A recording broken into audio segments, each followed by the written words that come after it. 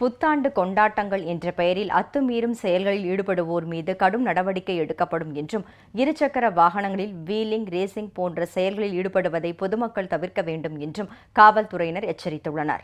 2015ஆம் ஆண்டு பிறப்பதை ஒட்டி இன்று நாடு முழுவதும் புத்தாண்டு கொண்டாட்டங்கள் ஏற்பாடு செய்யப்பட்டுள்ளன. புத்தாண்டு அமைதியாகவும் மகிழ்ச்சியாகவும் கொண்டாடும் வகையில் சென்னை காவல்துறையினர் மாநகர் முழுவதும் விரிவான பாதுகாப்பு நடவடிக்கைகளை மேற்கொண்டுள்ளனர். உயர் அதிகாரிகள் மற்றும் காவலர்கள் உள்ளடக்கிய வாகன ரோந்து, வாகன சோதனை போன்றவற்றுக்கு ஏற்பாடுகள் செய்யப்பட்டுள்ளன. பொதுமக்கள் அதிகம் கூடும் இடங்களான மெரினா, எலியட்ஸ் கடற்கரை, அண்ணா சாலை பகுதிகள், வணிக வளாகங்கள், வழிபாட்டு தலங்கள் ஆகிய இடங்களில் காவல்துறையினர் பாதுகாப்பு நடவடிக்கைகளை மேற்கொண்டுள்ளனர்.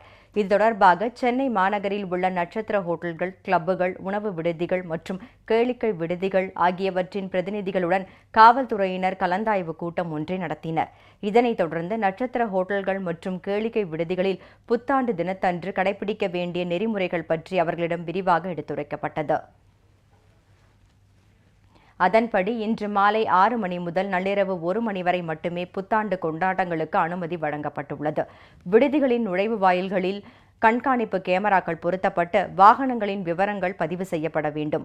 நீச்சல் குளத்தின் மீதோ அல்லது அருகிலோ தற்காலிக மேடை அமைக்கக்கூடாது.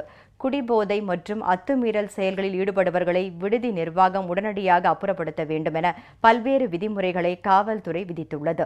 இந்த விதிமுறைகளை மீறும் விடுதி நிர்வாகத்தின் மீதும் கடும் நடவடிக்கை எடுக்கப்படும் என்றும் காவல்துறை எச்சரித்துள்ளது.